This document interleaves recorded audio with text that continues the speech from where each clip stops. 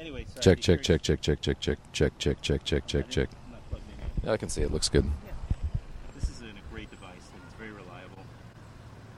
I remember when these things came out, and this got the perfect what do they call it?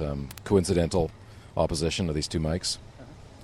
Yeah, it's a very unusual Coincident stereo. It's going to taser them with this thing. Yeah, right. Doesn't it look like that? It's a combination recorder / taser. It's a 4-track too, right?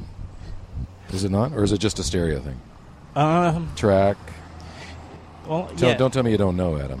I do. It is just stereo. Just stereo. Well, okay. you can use it, and you can use obviously the internal mics or these. But that these it looks like they've seen some action. Yeah, this was a filmmaker friend of mine lent this to me, and I've never returned it. Never. So I have to get one. Parts. We're in Canada. It's not vampire heavy here at Woodstock anyway. It's a way more laid back thing. It is. You know. Yeah, the vampires here would be like Rip Van Vampire kind of. It's very very mellow. Peace loving vampires. It's a contradiction. Yeah, they just kind of piece you to death. Yeah, right. Exactly. Talking with they Bruce hang up garlic just to make the food look good and stuff like that. You know, rather than to ward off. Right. Garlic, and these vampires are attracted to patchouli.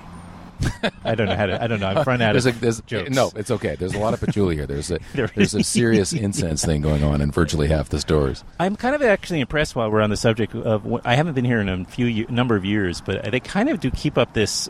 You know, what would you call it? Not the Woodstock. I hate the term brand, so I'm going to try to think of something else. But the Woodstock lore, the Woodstock character, which is like the hippie, peaceful kind of thing. That they keep, it's everywhere still, and it like you will see tie-dye people like with that look like they still just stepped out of a 3-day concert of music and crafts. You know. Yeah, I'm kind of surprised at the percentage of people that have Rip Van beards and you know the tie-dyed and the dreads and everything. But it's kind of cool. It actually makes it feel as though it's not as much of an affectation, like the fact that every store has a picture of Jimmy or the band or whomever. You know, you kind of think, well, there's a bunch of people who were there who were still here. Yeah, and but they did use I mean, I guess for coming out of the festival was such an enormous cultural moment in time that it did become a commercialized thing for so many years that when you come here, it's like, oh, wait a minute, this isn't exactly that, but it's also not, people like living in tents in a or protesting something. There goes Dennis Hopper now. Exactly. God bless him, too. Well, we're talking with Bruce Greenberg. I've heard that before, Adam. Actor Bruce Greenwood.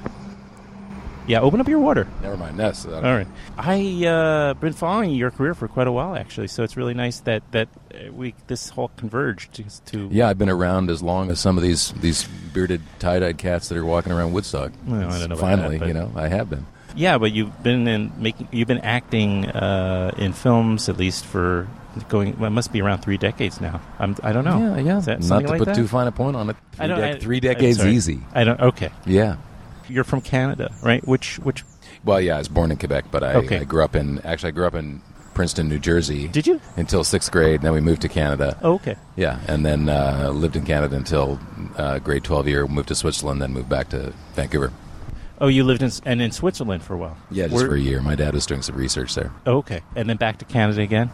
Yep, and back to Vancouver. And then eventually, packed all our stuff in a little Rabbit and drove to L.A. Okay. Which was at least on that right side of the coast or the right side of the country. Yeah, I went to school in New York, but never. I only lived there while I was going to school. Where'd you go? I went to the American Academy. Okay. And you studied theater or acting anyway? Yeah. Well, it paid off. Yeah, it's all I can do. No, I mean... is this one of your guys? This is the founder of the Woodstock Film Festival. Ah, greetings. How are you? How you doing? How are you doing, Bruce? Good to see you, Laurent. Yes, thank you. Yeah, he's a co-founder of the festival with Mayura. This is kind of... I have a sneaking suspicion he was at the original event. Hair down in the middle of his back. Yeah, maybe. I don't know. His name is Laurent, so he could be Canadian too. Ah ouais? Oui. Ah oui? Ah oui, parfait. Tu parles français? J'essaie. Je sais? Well, that Je means... sais. Je That serai. means I know. Right. Oh, I Like, thought do you speak French? You go, yeah, I know. I thought it was a je serai. I will serai. try. I will try. I will, yes. Okay. I thought you said je sais. But I don't speak, so I shouldn't be correcting you. You don't? No. Okay. I only lived there for 6 months. Okay. Man, I'm getting all over the place here, but that's fine, too. So, because you were in L.A., I guess I'm thinking you didn't do a lot of theater there, but although there is a theater world in... Very little. I started doing television sort of right away, and then sort of bounced between television and movies and whatever was available for the longest time, and I still do. What were some of the early films that you... Well, the earliest film was, with which I padded my resume shamelessly, was First Blood. Is that right? Rambo. Oh, that's great. Man. What was that experience like? Well, from an extra's perspective, it was astonishing. You know, got to see Sly walking back and forth at a distance. At the height of his... Well, yeah, just at the sort of... The apex of his career. Yeah, sort of mid-ascendancy, you know? Sure. Yeah. So that was exciting and instructive and everything, and in spite of how arduous it is being an extra, you know. Were you allowed to talk to him? I mean, you know, some people are told. Are you joking? No. No? No. Really? Really encouraged not to look in that direction, in fact. Yeah. I don't know if you're exaggerating. Not really. Yeah. Because I would imagine I'm not to get too carried away on Sylvester Stallone, but that, you know, this is a guy who put together... this is against all odds. He kind of came from nothing, in a way, and then he created one of the most famous films in all the world. So he carved out a big piece of Hollywood real estate for himself out of, you know, just purely on his own. I mean, it's impressive, no matter how you look at it. Yeah. Did you have, at that time, coming up, just starting off, did you have in mind the type of roles that you wanted to do? Clearly, that guy had sort of figured out his way. No, I never had that kind of. I never had that kind of vision. I never had that kind of foresight. I just wanted. I really wanted to be, you know, as much of a changeling as I could. Did you? Yeah, I did. Did you see yourself more as than a character actor, even though you could be cast as the leading man because you had?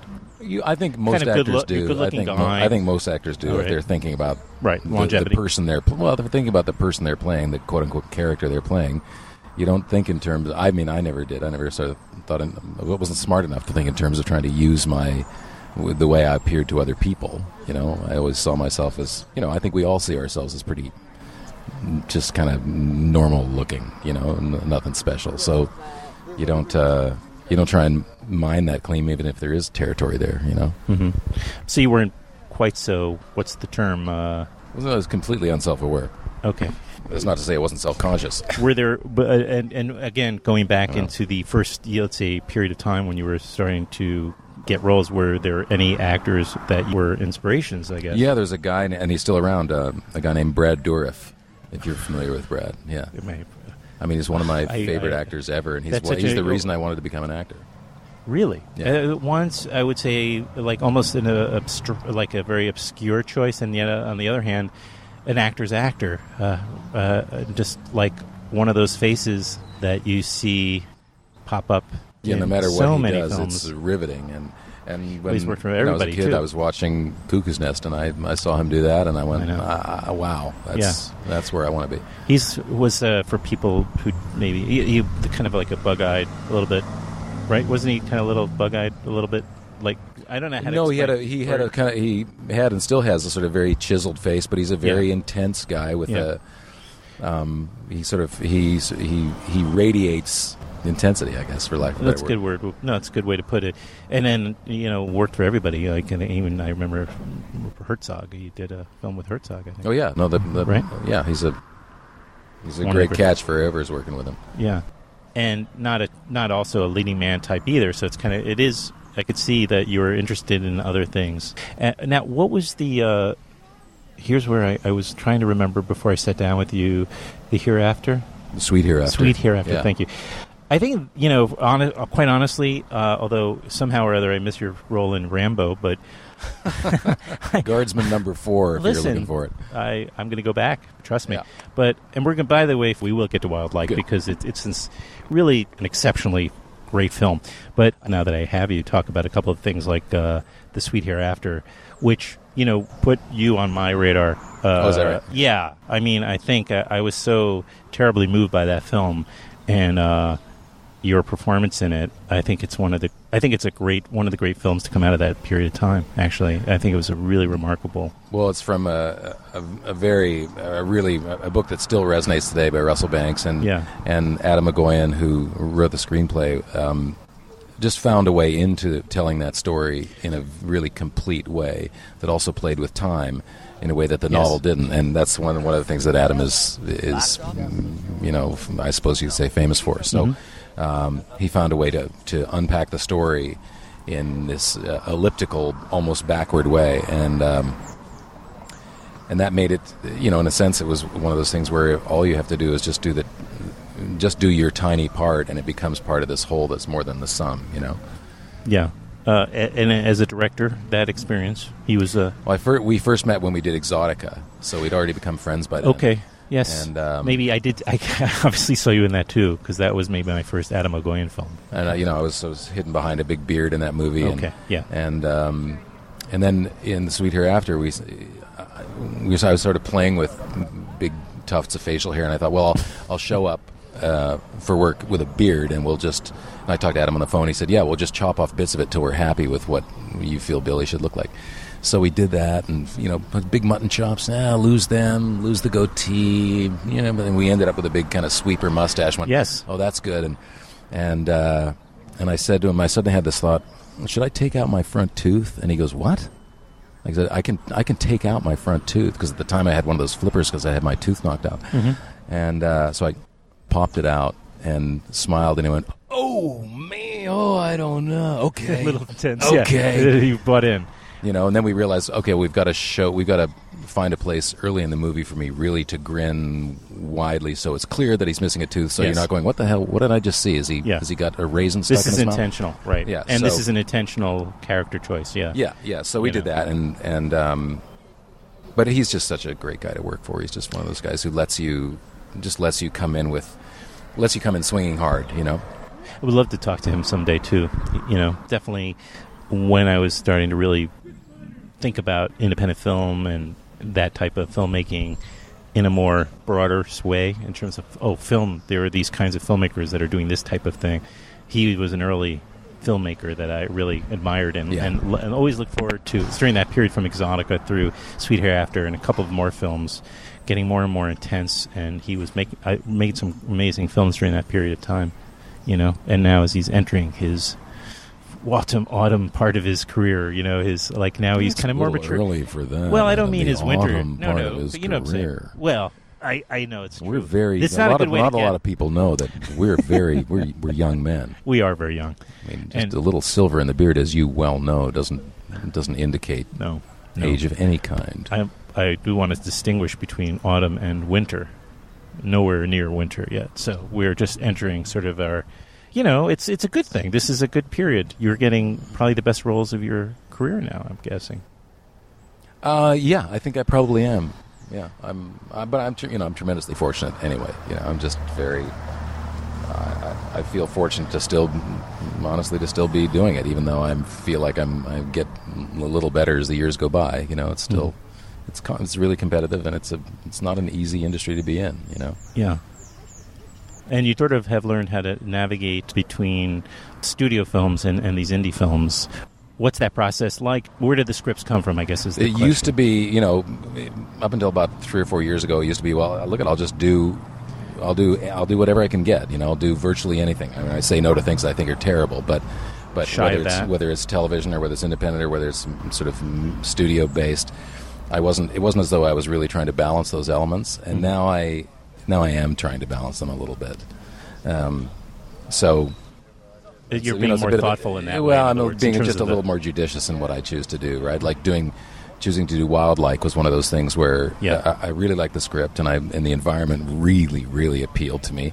And we made it on a shoestring, and it doesn't really matter. If you can get up there with 15 guys and a camera and a couple of actors and do what you intended to do, then that's kind of what I'm sort of finally coming to. Yeah, that's what we're here for. Well, the scary thing is, even if you are judicious in terms of what you choose, the center may not always hold in terms of what ends up happening with the film. not only from a post-production standpoint, but from also a marketing and That's true in any film, distribution. Of course, true. Yes. From the biggest tent pole to the tiniest indie, you can. So there's always that risk factor, right? Yeah, all the ingredients are laid out there, and you go, I understand how I would put these ingredients together, and I think they're going to taste great. And either you were wrong about how those elements should come together, or somebody else thinks something differently and puts it together, and it does nothing like what you imagined. Peter, what's the director? I'm sorry, Frank Hall Green. Frank. I beg your pardon. Frank Hall Green, who is the director. See, I can edit that. I make no mistakes on my show. It's a crazy coincidence. Oh, good. I'll relax. Yes. You won't either. I try to make my guests you could slightly... You can cut me to ribbons very easily. No, that's a good way to gauge my audience. You're, I think, a very beloved actor. Actually, I think people just like you. You have and you haven't had any YouTube moments that I'm familiar with. But that's a funny thing, They asked me last night, "Hey, we're doing a bunch of karaoke, right?" And I went, I'd love to, but right back in the day, jump up and have a couple drinks and have fun and suck, Yeah, sure. But misbehave. Not so much now. No, there's no more misbehaving. It's a double-edged sword. But you're going to ask me something about Frank Hall Green. Yeah, what he executed with Wildlike is a really. Just a solid piece of filmmaking, which for me is the big takeaway. If I go in and I just feel like I have seen something that's strongly directed, that really says something, that knows what it's saying, I guess that's really key. This is a guy who knows what he's trying to do, and it's his first feature. I'm always so impressed with that, Well, the script was... He's brought, by the way... Hopper's back with Fonda. He's circling us now. He's circling us now, and he's got a weird look in his eye. Brought back the rig. He's got the skull cap going, and he's back. Wow, that was very effective, Adam, giving him the evil eye like that. Coming from for a journalist to have that kind of power, to will that guy away, that was pretty amazing. I like to think it was me. I have a sneaking suspicion he's a lawyer midweek. It was just the bike was just a little too shiny. I know what you mean.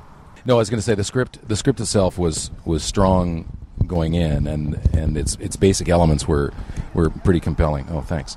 And then Frank and I had some long discussions about how to make those moves in the script more effective, and some of our choices were really clear, and other choices were more elusive.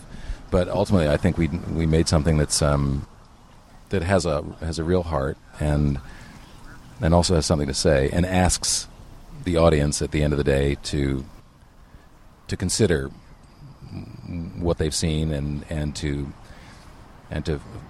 I guess contextualize that within their own experience of the things that these characters went through, and ask the questions of themselves that the characters are forced to ask at the end of the movie. Yes, but I would also say that it's not an issue film. It doesn't come across as an issue film, like as a Lifetime or anywhere near that. This is a dramatic film about characters. It's a story-driven, character-driven film, and it, in the greatest sense of the terms. And let's just say, 14-year-old Mackenzie runs away from her circumstances where she's staying with her uncle in order. That's okay.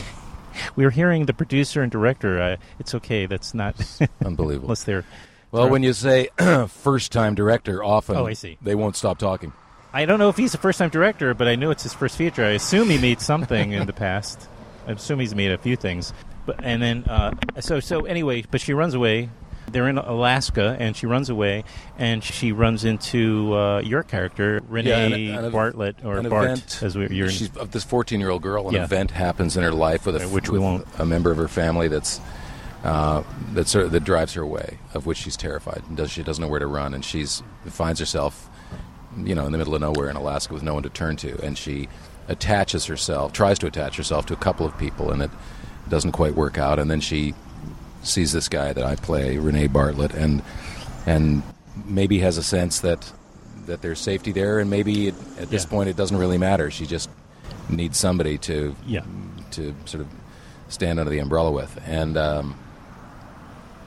she attaches herself to him in the middle of nowhere, and he's trying to pull himself out of an event in his own life that's closed him off. So between the two of them, they draw one another out very slowly.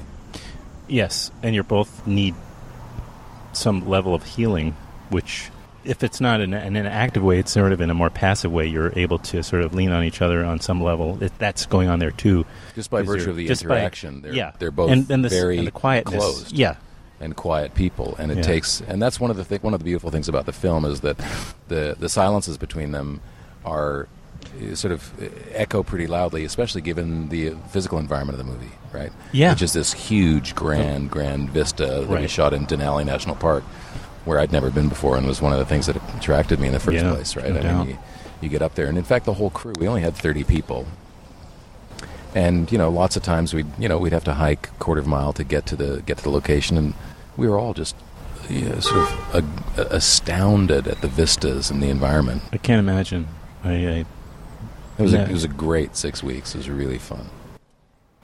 Yeah, I was thinking about what you were saying before, though, about the quiet. There's a lot of silence in the film too. Some of that silence, there's tension, and I just could appreciate when I was at the Q&A. Last night? Last night. Uh-huh.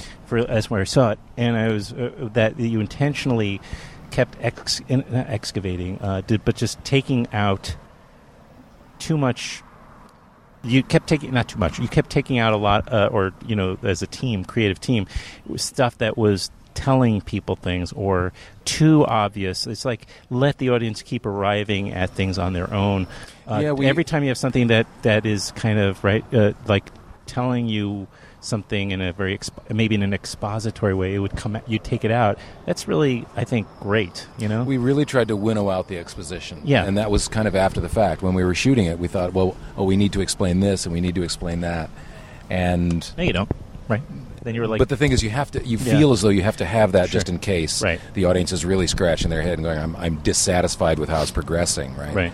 So in the first couple of cuts, there was a lot of that exposition that was ultimately revealed to be unnecessary. Mm-hmm.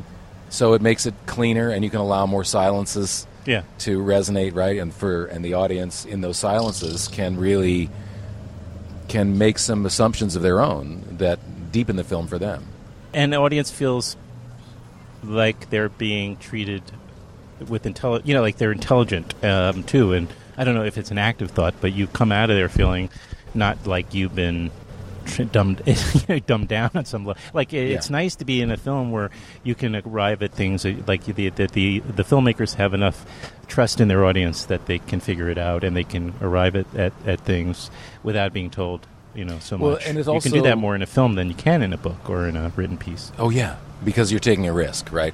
Sure. The big studio pictures, you want to make sure that everybody walks out basically feeling the kind of the same thing and feeling good about what they've seen, so they can say, you got to go see this. Mm-hmm.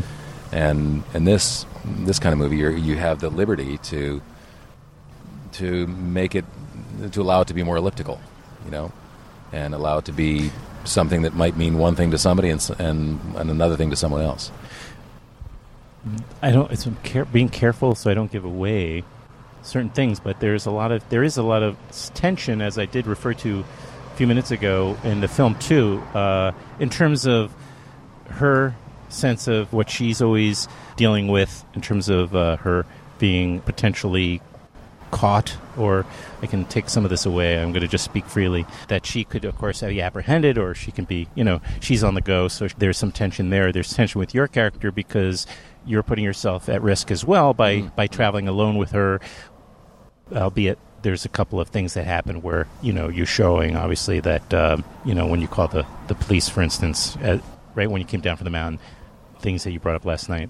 Again, I might you can chop it until you mix it. Because I don't want to. Well, I also don't want to give away too much of the film spec. I don't know that it's a bad thing to use the word predator necessarily up front, and people will know what that's about. Yeah. But they don't. You're not a predator. She has She has this event. If you say an event within her family, everybody knows what that is, right? Kind of. So and it's not. Although the film has a point of view about that, it doesn't demand of the viewer to share that point of view, right? And the way it's open at the end in terms of the consequences, right, I think is one of the things that remind us what's the word? It's in terms of the consequences at the end of the film. What am I trying to say? I'm trying to say that it's not an easy thing to resolve, right? Right. It's not an. You can put them in jail, but that doesn't also necessarily resolve the bigger issues or the damage or healing and. It's not a morality play. Yeah, right? There's no 1-800 number at the end of the film either. This is not about that. This is about healing. It's somebody said last night that if there had been more stricter, heavier consequences for one of these characters, then it would have been more upbeat. The ending would have been more upbeat, quote unquote. But then Joe Steffens, our producer, said last night as we were driving home, he said, it's an upbeat in a life. So the way the movie ends, there's an upbeat in her life and an upbeat in his life, but it's not as though a solution has been created. Right. Yeah. It's a nice upbeat in somebody's life where there's the potential for healing, there's the potential for positive change and all that. It's no guarantee, and a lot of times in the movies you want that neat ending, you want that guarantee of happiness, and here you get the suggestion that happiness is possible, and the rest is up to fate, circumstance, intention, and good fortune. There's even some tension though with this landscape, because I'm thinking as I'm watching the glaciers, man, these things are in danger, and it's like even that, or the bear. There's tension in nature as well, which is a component of the film, which is almost, you could say, a character in the film is Alaska, is the vista as you described it. Well, to some degree, if you go with the idea that these characters at the outset are closed, right, locked up or closed, then the grandness of this physical environment invites opening, right? Yeah. And so, I know this is maybe a terrible analogy, but if you think of a huge blossom with something with a pistil in the center of it, and as the blossom opens, the pistil has room to express itself. Yeah. So that's a terrible analogy. I would not use that. It's because what does the pistil really do besides spew pollen? And it's not appropriate. Well, we're going back into territory here that is dangerous. Yeah.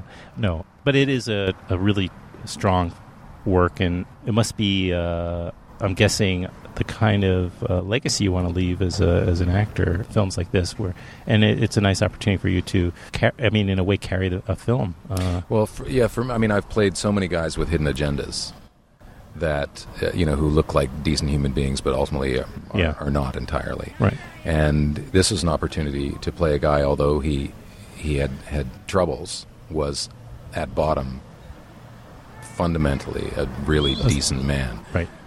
And those are not actually that easy to come by, surprisingly, because drama often doesn't allow the protagonist to be a really truly decent guy. Yeah. They always have to have these serious flaws in order to make them quote unquote interesting. Right. And although this guy was closed, I think you understand pretty early on that he's a decent man. Yeah. Right. In fact, I remember a more recent performance in, let's say, Flight. Right. Mm-hmm. Your character much more complex there, in some ways. Like, how do you play that character? Where here is a guy who is looking after who's at odds in a way with protecting someone who clearly made some corrupt choices. So ethically speaking, he's in very, very fuzzy terrain, isn't he? I don't remember the character's name. Yeah, because the internal conflict there is: do you protect a friend? Do you save a friend from himself if you can? Yeah. At the expense of 5,000 other people with whom you're not as close, but have a profound responsibility. So, and he makes the effort, and finally his, Denzel's character won't allow himself to be saved because only he can do it. Mm-hmm. Yeah. I just remember that I really enjoyed it. I watched it again, actually, not long ago. Flight. Anyway. It's a good movie. It really is good. So good. He is really good at the. I have not seen I just guess he finished does, a movie with James Badge Dale, who was the guy in that? Flight who played the cancer patient with the cigarette in the stairwell. Oh, okay. And he's starring in this big legendary movie. That's the name of it? It's called Spectral. Spectral. Is it a science fiction film? Or it sounds a little bit? Yeah. Or it'll be out in 2016. Oh, I see. So that's something that's coming up. Anything else? That a couple other things. One thing called Fathers and Daughters with Russell Crowe. Another thing called Good Kill with with Ethan Hawke and Wildlike. When is that? What's the date on Wildlike? We could call. Well, we haven't. Frank It's over. not. Okay, you're still in the. You're just released yet. So. Right. This was. Is it this? Where was it? Is this at Woodstock Film Festival? This is not the world premiere. No, it premiered at Hamptons last week. Oh, it did. Yeah. I was supposed to go. Oh, really? It was fun, and then we're going. But it is a good festival, Austin right? Next week. Oh, you are for the Austin Film Festival, right? Yeah. Mm-hmm. So I think hopefully in that time we'll get enough people like you will have seen it and sort of weighed in on what they think its value is, and then that's kind of part of the deal with these small this size films. movie. You try and get as many, if you believe in it, you try and get as many people as you can to see it, and hopefully they'll feel the same way. Right. Yeah. No, I think this will find an audience.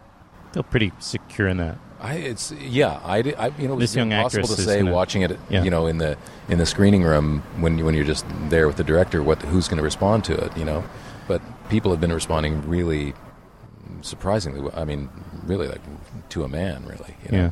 Well, somebody brought up last night, and it seemed to light a little bit of a spark in the audience when you guys talked about Team Wildlike, because this idea now of which so many independent filmmakers are now aware of the importance, indeed the crucial neat nature of having to create a community around your film, because those are the people that are going to spread the good word, and that are going to be your ambassadors, for your film. And it's so important because there's so many.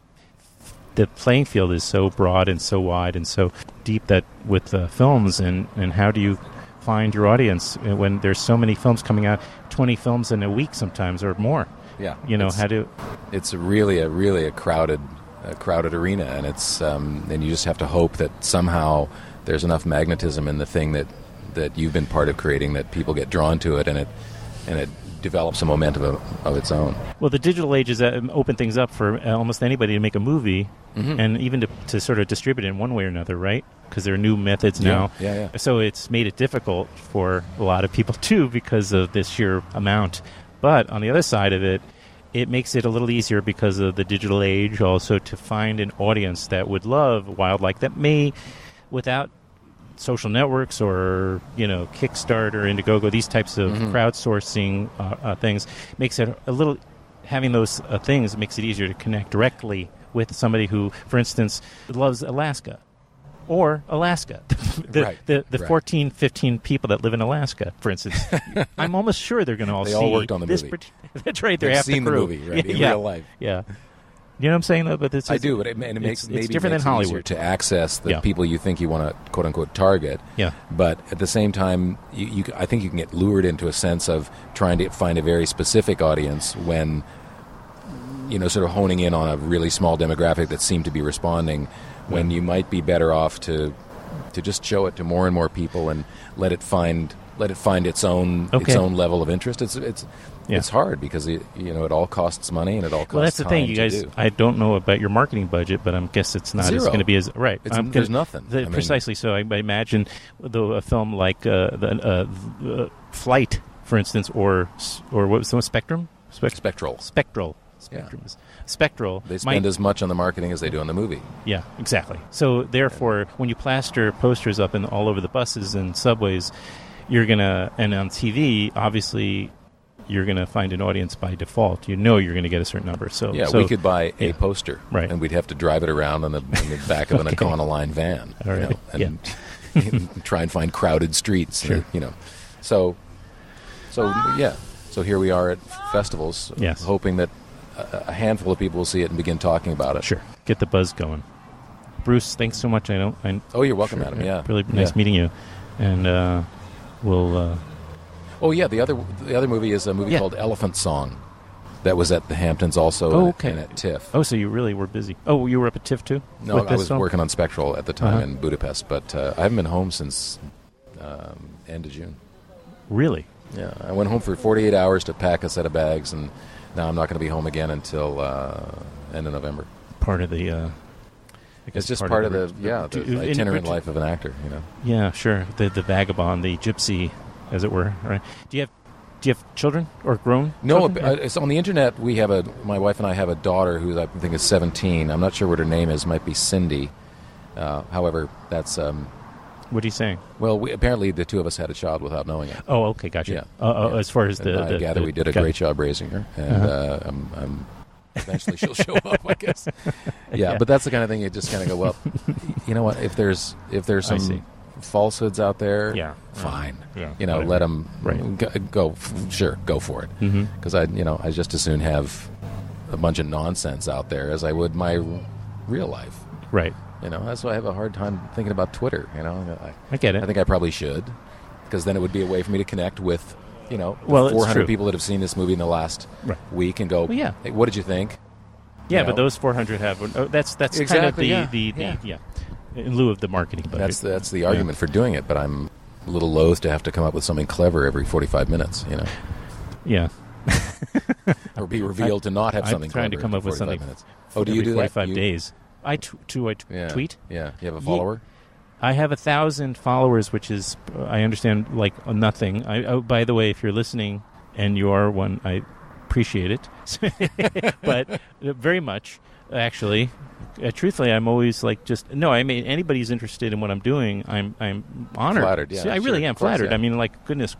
But, when somebody's got 2 million, I don't. It's all ridiculous. Anyway, everybody agrees with that, right? It's all ridiculous. A lot of this. It seems ridiculous to people of my age, but it isn't ridiculous. It's just it is what it is, and it's a tremendously effective way to. It's a powerful tool, but the idea of the knowing your number of this or that is a little bit.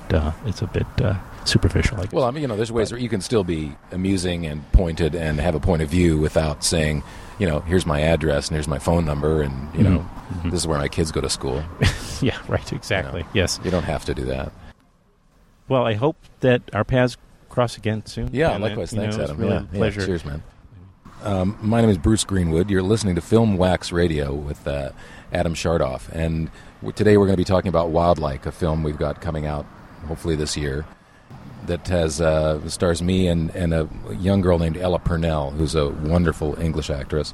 It takes place in basically Denali National Park, where we walk all through Alaska, trying to evade our own demons and eventually to almost come to terms with them. But it's a really beautiful story, and maybe we'll tell you a little bit more about it during this conversation with Adam.